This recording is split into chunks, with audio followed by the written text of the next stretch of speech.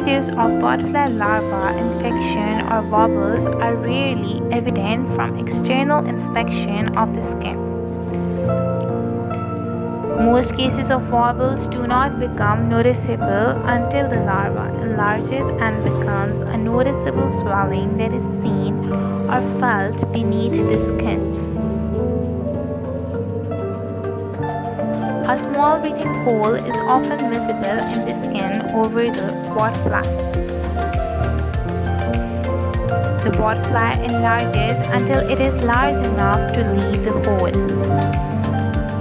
The growth of the botfly helps us to remove it by simply pulling it out before its excretion stage started.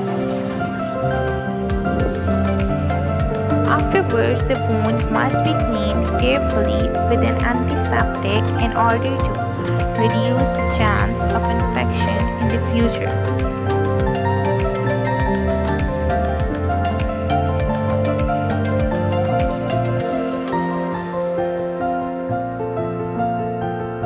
The same disorder has occurred to this poor bird, and you can clearly see the sizes of the botflies that are extracted from its skin.